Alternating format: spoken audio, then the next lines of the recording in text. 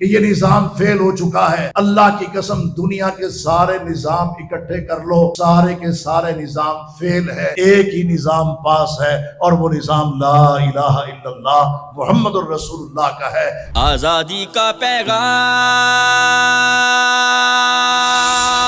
لا الہ الا اللہ محمد الرسول اللہ کا نظام۔ 47 میں ہے رب نے پیارا پاکستان دیا، لاکھوں شہداء کے ہے لہو سے لا الہ کا دیس ملا۔ 47 میں ہے رب نے پیارا پاکستان دیا، لاکھوں شہداء کے ہے لہو سے لا الہ کا دیس ملا۔ پاکستان بنایا تھا اب پاکستان بچائیں گے، یوم آزادی پر اپنے رب کا شکر منائیں گے، سبز ہلالی جھنڈوں سے ہم نگر نگر کو سجائیں گے۔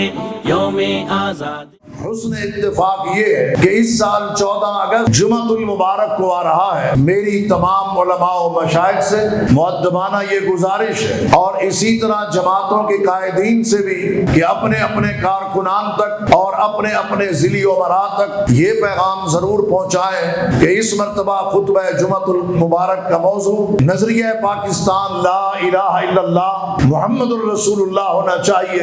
اس کلمے کے ساتھ ہم نے اپنی یوتھ کو، اپنے وکلاء کو، اپنے علماء کو، اپنی تاجر برادری کو جوڑ لیا تو پاکستان کا مطلب و مقصد انشاءاللہ العزیز وہ پورا ہو جائے گا۔ شکر منائیں گے۔ پاکستان کا مطلب کیا؟ لا الہ۔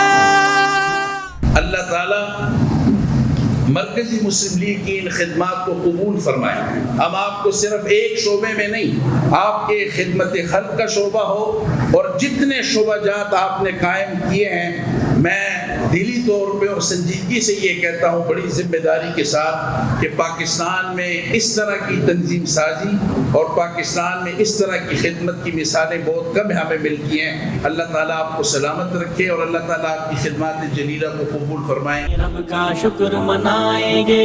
آج بھی وہی حکومتوں پر غالب ہے، وہ کلمے کا نام نہیں لیتے۔ آپ ان سے اسلام کی امید نہ رکھیں، ان کی پارٹیوں کے منشور کے اندر اسلام نہیں ہے، دین نہیں ہے، لیکن ہم وہ نیک لوگ ہیں کہ جو بیری کا درخت لگا کر پھر اللہ سے دعا کرنے بیٹھ جاتے ہیں کہ یا اللہ میں نے تو بیری کا درخت لگا دی ہے، اس کے اوپر سیب لگانا تیرا کام ہے۔ ان اللہ علی کل شیء قدیر، کیونکہ تو ہر چیز پر قادر ہے۔